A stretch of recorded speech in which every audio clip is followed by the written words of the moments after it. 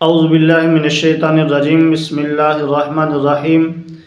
الحمدللہ، آج ایک مسئلہ لے کر آیا ہوں آپ کے سامنے جو کہ روزے کے حوالے سے ہے۔ تو پہلے بھی روزوں کے مسائل چل رہے تھے، اب بھی روزے کا مسئلہ آپ کے سامنے لے کر آیا ہوں۔ تو آگے بھی بہت سارے مسائل روزوں کے حوالے سے، تراویح کے حوالے سے، رمضان کے حوالے سے آنے والے ہیں۔ تو جس نے ابھی تک ہمارے چینل کو سبسکرائب نہیں کیا، چینل کو سبسکرائب کر لیں، اور ویڈیو اچھی لگے تو اس کو لائک بھی کر لیا کرو۔ اور کوئی مسئلہ آپ نے پوچھنا ہو، آپ کو مسئلہ کوئی درپیش ہو تو وہ بھی کمنٹ میں بتا دیا کرو تاکہ آپ تک وہ مسئلہ اور اس کا جواب آپ تک پہنچایا جا سکے۔ تو چلتے ہیں اپنے مسئلے کی طرف۔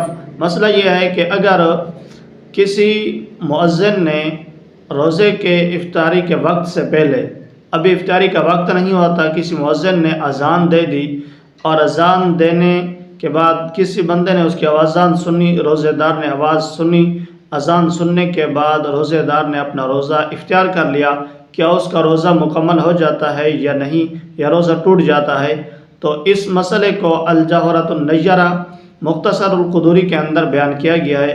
اگر کسی بندے نے اس طرح کیا جو آپ کے سامنے مسئلہ بیان کیا ہے، یعنی کہ مؤذن نے وقت سے پہلے اذان دے دی اور روزے دار نے افطاری کر لی، تو اس کا روزہ ہوتا ہے یا نہیں؟ تو اس کو مصنف علیہ رحمہ لکھتے ہیں کہ اس بندے کا روزہ ٹوٹ جاتا ہے، اور روزہ نہیں ہوتا، روزہ بالکل فاسد ہو جاتا ہے۔